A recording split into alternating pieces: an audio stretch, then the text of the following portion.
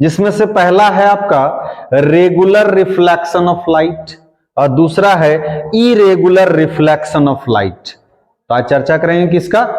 तो रिफ्लेक्शन के प्रकार के बारे में चर्चा करेंगे, जिसमें दो प्रकार का होता है। एक है रेगुलर रिफ्लेक्शन ऑफ लाइट, जिसको हिंदी में कहते हैं नियमित परावर्तन, और दूसरा है होता है इरेगुलर रिफ्लेक्शन ऑफ लाइट, जिसको कहते हैं अनियमित परावर्तन। तो डेफिनेशन से हम लोग क्लियर करते हैं, और बड़ा सिंपल डेफिनेशन, ये आपका बहुत ही बेसिक चीज बता रहे हैं। धीरे धीरे इसमें हम लोग आगे बढ़ेंगे और धीरे धीरे क्लास 12th का जो टॉपिक है उसमें हम लोग एंटर करेंगे। तो देखिए रेगुलर रिफ्लेक्शन ऑफ लाइट क्या है? तो बड़ा सिंपल है, इफ रिफ्लेक्शन ऑफ लाइट, यदि रिफ्लेक्शन ऑफ लाइट जो है takes place on a smooth surface. Smooth का मतलब क्या होता है? चिकनाहट सतह। तो यदि क्या हो कि रिफ्लेक्शन ऑफ लाइट जो है वो स्मूथ सतह पर घटित होता है, मतलब जो मिरर होता है, चाहे कनकेव हो या कन्वेक्स हो या वैसा सतह जो स्मूथ हो, चिकना हो, तो उस पर जो रिफ्लेक्शन का घटना घटित होता है उसे हम लोग कहते हैं रेगुलर रिफ्लेक्शन ऑफ लाइट। जैसे देखिए इंसिडेंट रे ये जा रहा है, इस पर इंसिडेंट किया इस प्लेन पर, जो एक प्रकार का प्लेन मिरर है, और ये पुनः रिफ्लेक्ट किया और ये यहां से चला गया बी की तरफ। दूसरा में हम लोग देखिए ये डैश से शुरू हुआ और चल करके कहां पर गया? बी डैश तक गया। तो यदि सिंपल भाषा हम लोग कहें तो रिफ्लेक्शन ऑफ लाइट यदि स्मूथ सरफेस पर हो तो उसे हम लोग कहते हैं regular reflection of light. Definition simple है, if reflection of light takes place on a smooth surface then it is called, क्या कहलाएगा? रेगुलर रिफ्लेक्शन ऑफ लाइट कहलाएगा। दूसरा बात करेंगे, इसमें क्या होगा, एक और चीज देखेंगे, इसमें अपने चेहरे को देख सकते हैं। दैट इज हम लोग जो फेस वगैरह के देखने में प्रयोग करते हैं उसमें रेगुलर रिफ्लेक्शन होता है। तो हम लोग पहचानेंगे कैसे? तो जिस सतह पर, चाहे तो वो कोई भी सरफेस हो, जिस पर अपना चेहरे को आसानी से देख पाएंगे, वह जो रिफ्लेक्शन होगा उस रिफ्लेक्शन को बोलेंगे रेगुलर रिफ्लेक्शन ऑफ लाइट। क्या बोलेंगे? Regular reflection of light. और जिस पर हम लोग अपना चेहरा नहीं देख पाएंगे, जैसे दीवार पर या तो कोई रफ सतह है, उन जगहों पर अपना चेहरा हम लोग नहीं देख पाते हैं, तो उस तरह के रिफ्लेक्शन, उस जगह पर जो रिफ्लेक्शन होता है उसे हम लोग बोलते हैं इरेगुलर रिफ्लेक्शन ऑफ लाइट। तो देखिए यहां भी डेफिनेशन सिंपल है, इफ रिफ्लेक्शन ऑफ लाइट, यदि लाइट का रिफ्लेक्शन जो है टेक्स प्लेस होता है ऑन रफ सरफेस, रफ का मतलब होता है खुरदरा। देखिए दुवेग ने आपका है सेंटेंस में देखिए आ रहा है, एक रफ और दूसरा आ रहा है स्मूथ। यदि स्मूथ सरफेस पर तो होता है तो उसे रेगुलर रिफ्लेक्शन कहते हैं, और यदि वह रफ सतह पर होता है, जैसे आपका कॉपी का पेज हो गया, वह कोई दीवार हो गया जिस पर मतलब वो एक तरह से रफ हो, कंक्रीट का दीवार हो, उसमें बहुत ज्यादा पेंटिंग ना किया गया हो, रफ आपका लकड़ी का पीसेस हो, उन सभी पर भी रिफ्लेक्शन होता है। लेकिन उस रिफ्लेक्शन को हम लोग कौन सा रिफ्लेक्शन कहते हैं? इरेगुलर, मतलब अनियमित परावर्तन कहते हैं। तो क्या लिखा हुआ है? इफ रिफ्लेक्शन ऑफ लाइट, यदि लाइट का रिफ्लेक्शन टेक्स प्लेस, घटित होता है, ऑन रफ सरफेस, मतलब खुरदरा सतह पर, is called irregular reflection of light. तो उसे हम लोग क्या कहते हैं? इरेगुलर, अनियमित परावर्तन कहते हैं। जैसे फिगर से देखिए यहां पर क्या हो रहा है कि रे ऑफ लाइट पड़ रहा है और ये रिफ्लेक्ट किया। दूसरा में भी देखिए ये जाके इंसिडेंट हो रहा है तो रिफ्लेक्टेड लाइट इधर गया। लेकिन तीसरा में देखिए इसमें क्या होगा, जैसे उबड़ खाबड़ कैविटी बना हुआ रहता है ना, जिससे क्या होता है कि रे ऑफ लाइट एक दूसरे को काटने लगता है। इसमें देखिए आपका इंसिडेंट लाइट पैरेलल है, रिफ्लेक्टेड लाइट भी पैरेलल है। लेकिन इसमें देखिए इसमें गारंटी नहीं है, इसमें इंसिडेंट लाइट हो सकता है कि पैरेलल हो जाए, लेकिन जो आपका रिफ्लेक्टेड लाइट होगा वो पैरेलल में भी पैरेलल हो सकता है और नहीं भी हो सकता है। तो इसमें हम लोग अपने चेहरे को नहीं देख पाते हैं, दैट इज इस तरह के रिफ्लेक्शन को कहते हैं इरेगुलर रिफ्लेक्शन ऑफ लाइट।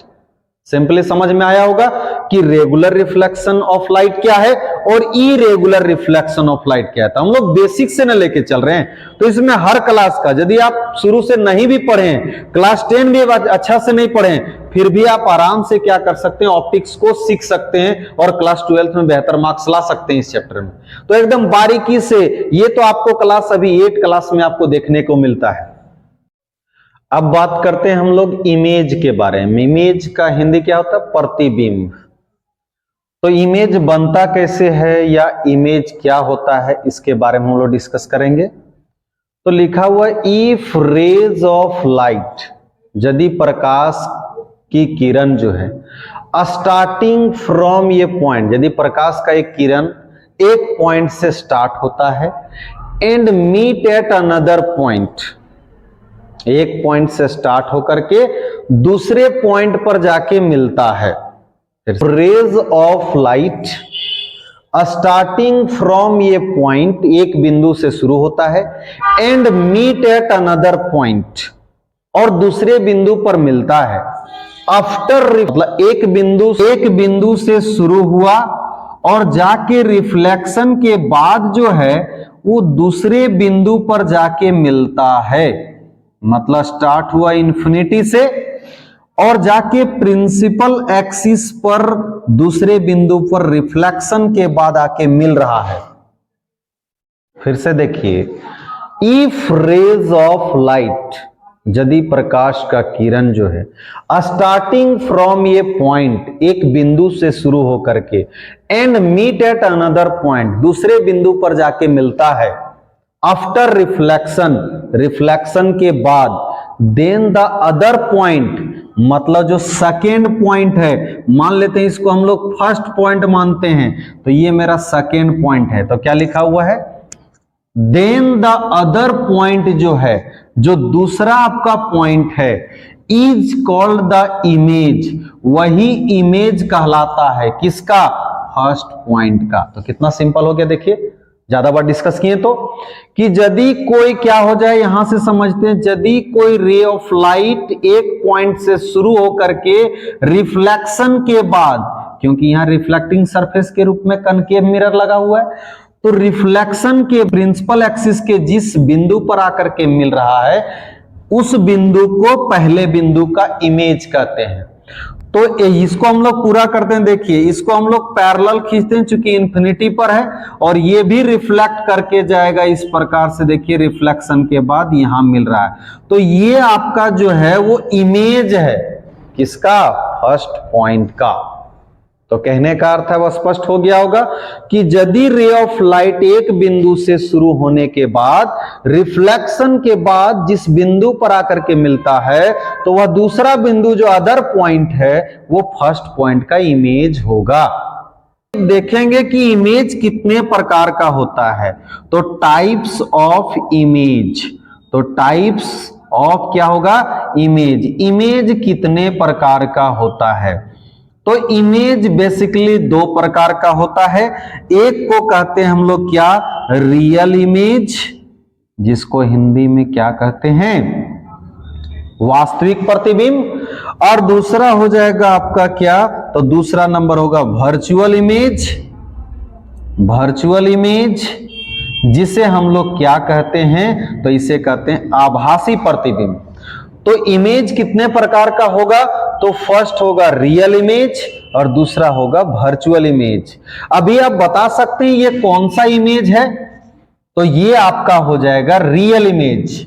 कैसे पता कि ये रियल इमेज है, तो चूंकि जब रे ऑफ लाइट क्या करे, जब रे ऑफ लाइट जो है रिफ्लेक्शन के बाद एक्चुअली मीट करते हैं, मतलब एक बिंदु पर वास्तव रूप में एक दूसरे को काटते हुए नजर आते हैं, एक्चुअली मीट करते हैं, तो वह इमेज कहलाता है रियल इमेज।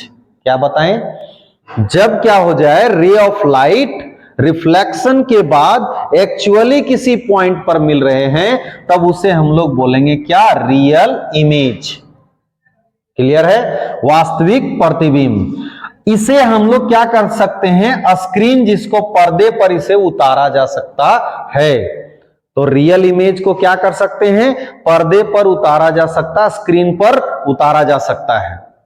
अब आता है कि एक वर्चुअल इमेज किसे कहते हैं, जिसमें क्या हो कि ray of light actually meet ना करे, वो मिलता हुआ प्रतीत हो। जैसे हम लोग देखते हैं, लेते हैं एग्जांपल के तौर पर कॉन्वेक्स मिरर लेते हैं, और कॉन्वेक्स मिरर का ये हो गया आपका प्रिंसिपल एक्सिस, ये पोल हो गया, और इसका फोकस तो इधर होता है और इसका सेंटर ऑफ कर्वेचर भी इधर होता है।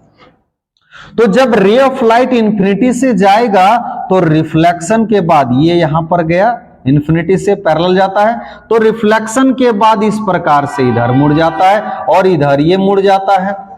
तो रिफ्लेक्शन के बाद जब मिलता है तो ये दोनों पॉइंट को हम लोग डॉट डॉट के माध्यम से, मतलब जहां पर एक्चुअली मीट नहीं कर रहा है, इस फोकस पर एक्चुअली मीट नहीं कर रहा है, यहां जो इमेज बन रहा है उसमें देखिए हम लोग डॉट लाइन के द्वारा इसको मिला दिए।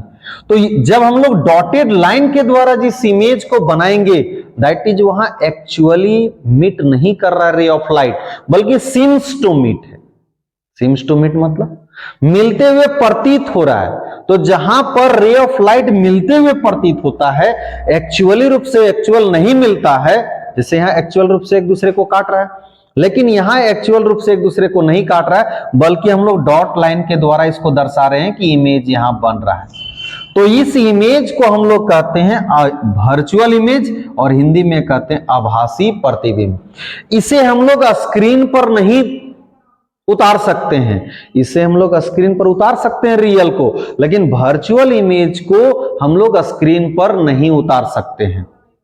आगे जब डिस्कशन हम लोग करेंगे मैग्निफिकेशन का, तो उसमें देखेंगे कि रियल इमेज का मैग्निफिकेशन जो होता है वो आपका क्या होता है, नेगेटिव होता है, लेकिन वर्चुअल इमेज का जो मैग्निफिकेशन होता है, जिसको आवर्धन कहते हैं, तो वो क्या होता है, तो वो इसका वर्चुअल का पॉजिटिव होता है, मतलब इसका नेगेटिव होता है, इसका पॉजिटिव होता है। आइए हम लोग बात करते हैं geometrical explanation of parts of spherical mirror. मतलब ज्योमेट्री के हिसाब से जब देखेंगे जो रे ऑप्टिक्स में प्रयोग करते हैं, तो उसमें रेडियस ऑफ कर्वेचर किसे कहते हैं, फोकल लेंथ किसे कहते हैं, अपर्चर किसे कहते हैं, तो इन चीजों को हम लोग यहां पर देखने की कोशिश करेंगे। तो सबसे पहले है कि स्फेरिकल मिरर कहते किसको है, तो एक ऐसा मिरर जिसका रिफ्लेक्टिंग सरफेस जो है वो कर्व है। जैसे मान लेते हैं इस प्रकार का कोई मिरर है, तो इसे भी हम लोग स्फेरिकल मिरर बोलेंगे। यदि इस तरह का भी कोई मिरर है, तो इसे भी हम लोग क्या बोलेंगे, स्फेरिकल मिरर बोलेंगे। अब इसी स्फेरिकल का एक नाम ये है आपका, जिसे हम लोग कहते हैं कॉनकेव, और ये जो है वो आपका है कॉन्वेक्स। क्लियर? तो इसका ज्योमेट्री क्या है, आखिर कैसे हम लोग जानते हैं कि फोकल लेंथ क्या होगा। तो मिरर जब बताए थे पिछले वीडियो में आप देखेंगे, तो मिरर के बारे में बताए थे कि मिरर कैसे बनता है। आइए थोड़ा सा हिंट ले लेते हैं। जैसे ये एक स्फेयर है, एक गोला है, इसके किसी एक पार्ट को हम लोग क्या किए, काट दिए, निकाल लिए काट करके, या तो यहां से कट करके निकाल लिए, कहीं से भी आप निकाल सकते हैं, और एक साइड में सिल्वर्ड कर देते हैं। जैसे यहां पर हम लोग इसको सिल्वर्ड कर दिए, ये हुआ इसका सिल्वर्ड, जिसको हिंदी में कहते हैं कलाई करना। तो इसमें हम कलाई देखिए बाहर की तरफ कर दिए, इसमें कलाई अंदर की तरफ कर दे रहे हैं। अब देखिए स्फेयर एक ही है, लेकिन आपको देखिएगा दो प्रकार का जो है मिरर प्रोवाइड करेगा, दो तरह का स्फेरिकल मिरर देगा। इस मिरर को हम लोग देखिए वहां से मिलाइए तो ये कॉन्वेक्स मिरर कहलाता है, और इस मिरर का देखिए ये रिफ्लेक्टिंग सरफेस है, इसे हम लोग कहते हैं रिफ्लेक्टिंग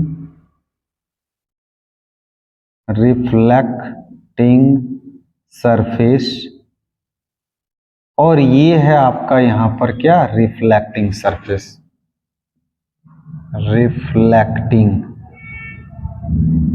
रिफ्लेक्टिंग सरफेस।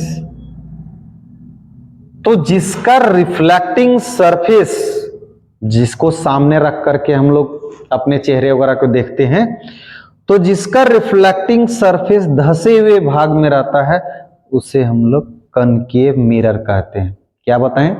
जिसका रिफ्लेक्टिंग सरफेस धसे हुए भाग में रहता है उसे कनकेव मिरर कहते हैं, और जिसका रिफ्लेक्टिंग सरफेस उभरे हुए भाग में रहता है उसे हम लोग कॉन्वेक्स मिरर कहते हैं। क्लियर हुआ?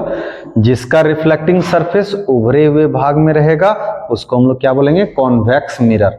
अब यहां देख के आप पहचान कर सकते हैं, देखिए इसका धसा हुआ भाग में रिफ्लेक्टिंग सरफेस है तो यह हो गया कनकेव मिरर, और इसका उभरा हुआ भाग में रिफ्लेक्टिंग सरफेस है तो इसे हम लोग बोलेंगे कॉन्वेक्स मिरर। क्लियर हुआ? तो यहां लिखा हुआ था डेफिनेशन में कि द मिरर हुज, वह मिरर जिसका रिफ्लेक्टिंग सरफेस इज कर्व्ड, जिसका रिफ्लेक्टिंग सरफेस मुड़ा हुआ हो उसे हम लोग क्या कहते हैं? स्फेरिकल मिरर कहते हैं। और स्फेरिकल मिरर दो प्रकार का होगा, एक होगा कनकेव मिरर, इसको कहते हैं अवतल दर्पण, और दूसरा है कॉन्वेक्स मिरर जिसको हम लोग कहते हैं उत्तल दर्पण, जो यहां आपके सामने दिख रहा है। अब देखिए इसका ज्योमेट्रिकल एक्सप्लेनेशन कैसे बनता है। देखिए कुछ नहीं, आप उसमें देखे हो क्लास 10 में, एक होता है सेंटर, दूसरा होता है पोल, तीसरा होता है फोकस। तो बस यहीं से आप देखिए, जैसे यहां से इसको जब मिलाएंगे तो ये हमारा लेंथ जो कहलाएगा ये कहलाता है रेडियस ऑफ कर्वेचर, वक्रता की त्रिज्या। इसका मतलब क्या हुआ? इसका मतलब जिस स्फीयर से काट के उस मिरर को लाए हैं उसका जो रेडियस होगा वही उस मिरर का रेडियस ऑफ कर्वेचर होगा। और ये जो आपका लाइन जाकर के जहां मिलता है बीचों बीच में इन दोनों के मिड पॉइंट पर, इसको हम लोग कहते हैं क्या? पोल। ये क्या है? Centre of curvature. ये क्या है? Radius of curvature. और इन दोनों का जो मिड पॉइंट होगा, मतलब इन दोनों के बीच का जो मध्य बिंदु होगा वो कहलाएगा फोकस। दैट इज यहां से यहां जो लेंथ बनता है P तक, ये होता है आपका फोकल लेंथ। क्लियर हो रहा है? फिर से देखिए, हम लोग जिस गोले से, खोखले गोले, कांच के जिस खोखले गोले से मिरर को काट के निकाले हैं उस गोले का जो रेडियस होगा वही कहलाता है रेडियस ऑफ कर्वेचर। क्लियर है? मतलब यदि इससे इस पार्ट को काट के अलग किया गया है और बाद में इस पार्ट को लाके यहां जब उस स्फीयर में जोड़ा जाएगा तो कंप्लीटली जुड़ जाएगा, क्योंकि वो उसी का एक भाग था, उसी का एक अंश था। तो इसका सेंटर, इस गोले का सेंटर कहलाता है सेंटर ऑफ कर्वेचर। मतलब जो आपको जो कर्व दिख रहा है उसका जो सेंटर होगा वो उसी स्फीयर का होगा जिससे वो काट के निकाला गया है।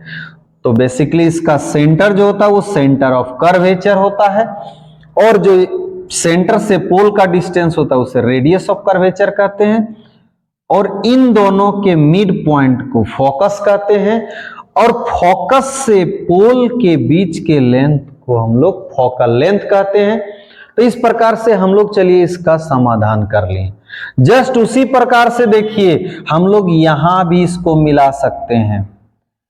यदि इसी स्फीयर का एक टुकड़ा काट के निकालें और बना दिए कॉन्वेक्स मिरर, तो इसका जो यहां पोल से, ये पोल हो जाएगा आपका, सीधा लाएंगे तो यहां से जो होगा आपका ये डिस्टेंस कहला जाएगा रेडियस ऑफ, इसका भी कर्वेचर कहलाएगा। तो सर ये बताइए कि क्या ये दोनों का रेडियस ऑफ कर्वेचर सेम हो सकता है? हाँ हो सकता है। यदि एक ही स्फीयर से काट के निकाला गया है, एक को कनकेव बनाया गया, एक को कन्वेक्स बनाया गया, तो दोनों का रेडियस ऑफ कर्वेचर सेम हो सकता है। और यदि रेडियस ऑफ कर्वेचर सेम रहेगा तो क्या फोकल लेंथ भी, फोकस भी सेम रहेगा और फोकल लेंथ भी सेम रहेगा? तो हाँ, इसका फोकल लेंथ और फोकस भी सेम रहेगा। तो अब देखिए कैसे हम लोग एक मिरर को बनाते हैं आपके सामने। जैसे देखिए आप एक गोला ले लीजिए, उसका एक पार्ट काट के निकाल लीजिए। आप किधर कलाई करते हैं ये डिपेंड करता है। बाहर कलाई कर देते हैं, सिलवट कर देते हैं, मिरर बन जाएगा कनकेव मिरर, मतलब अवतल दर्पण बन जाएगा।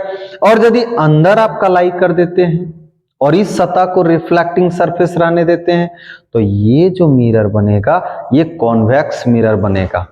और प्रकार आप देखिए, आप आराम से समझ सकते हैं कि एक मिरर को कैसे बनाया जाता है। उसके बाद हम लोग को अब ये पहचानने में दिक्कत नहीं होगा कि रेडियस ऑफ कर्वेचर क्या होता है, फोकल लेंथ क्या होता है, चाहे वो कोई भी मिरर हो। जैसे आप देख के बताइए, इसका सेंटर किधर लाइज कर रहा है, इसका सेंटर इधर लाइज करेगा, इसका सेंटर किधर लाइज करेगा, इधर लाइज करेगा। दैट इज इसका रेडियस ऑफ कर्वेचर इधर होगा, इसका रेडियस ऑफ कर्वेचर इधर होगा। और यदि रेडियस ऑफ कर्वेचर इधर होगा तो फोकल लेंथ भी इधर ही होगा। इसमें रेडियस ऑफ कर्वेचर इधर होगा तो फोकल लेंथ भी, इसका फोकस भी इधर ही होगा। अब बात करेंगे हम लोग कैरेक्टरिस्टिक्स जो है आपका, जिसको हम लोग अभिलक्षण कहते हैं, of image formed by a plane mirror, कि प्लेन मिरर के द्वारा जो इमेज बनता है उसका क्या फीचर्स होता है, उसका क्या प्रॉपर्टीज होता है। तो वही लिखा है, characteristics of image formed bye ये प्लेन मिरर, प्लेन मिरर के द्वारा बने प्रतिबिंब का अभिलक्षण। तो देखिए, पहला है size of object is equal to size of image. जितना ऑब्जेक्ट का साइज होता है उतना ही इमेज का साइज बनता है। किसमें? प्लेन मिरर में। क्या है? ऑब्जेक्ट का साइज जो होता है उतना ही होता है किसका? इमेज का साइज। मतलब size of object is equal to size of image. Clear हो गया? दूसरा लिखल है object distance is equal to image distance. मतलब प्लेन मिरर के सामने जितने दूरी पर हम खड़े होते हैं, हमारा प्रतिबिंब प्लेन मिरर में उतना ही पीछे बनता है। क्या बताएं? कि प्लेन मिरर के सामने हम जितनी दूरी पर खड़े होते हैं उतना ही दूरी पर प्लेन मिरर के पीछे हमारा प्रतिबिंब बनता है। अर्थात स्पष्ट हो गया, ऑब्जेक्ट का डिस्टेंस जो है is equal to image distance होता है। 2 पॉइंट क्लियर। थर्ड नंबर में क्या लिखल है? Image is always virtual. Image जो होता है वो हमेशा इसमें आभासी प्रतिबिंब बनता है। किसमें? प्लेन मिरर में। तो क्या लिखा हुआ? इमेज इज ऑलवेज, ऑलवेज मतलब हमेशा, वर्चुअल। तो प्लेन मिरर में जो इमेज बनता है वो हमेशा कैसा होता है? वर्चुअल होता है, आभासी होता है। क्लियर। अब चौथा नंबर जो है वो आपका है the image is always erect. हम लोगों का जो प्रतिबिंब होता है या किसी ऑब्जेक्ट का जो प्रतिबिंब होता है वो हमेशा प्लेन मिरर में सीधा बनता है। मतलब प्लेन मिरर में ऑब्जेक्ट का जो, मतलब जैसे मान ले ये ऑब्जेक्ट है तो इसका प्रतिबिंब प्लेन मिरर में ऐसा ही सीधा बन जाता है। क्या लिखा हुआ है? The image is always erect. Image जो होता है वो हमेशा सीधा बनता है। और सबसे last point, the image is lateral inverted. मतलब इमेज जो होता है उसका, जैसे ऑब्जेक्ट का जो लेफ्ट साइड है वो इमेज के राइट साइड में बन जाता है, जो ऑब्जेक्ट का राइट साइड है वो इसके लेफ्ट साइड में बन जा रहा है। देख रहे हैं? जैसे मान लेते हैं ये है इसका राइट भाग, तो ये इसके किस भाग में आ गया? इमेज में लेफ्ट पार्ट में आ गया। जबकि था लेफ्ट पार्ट, ये इसके किस भाग में पहुंच गया? राइट पार्ट में।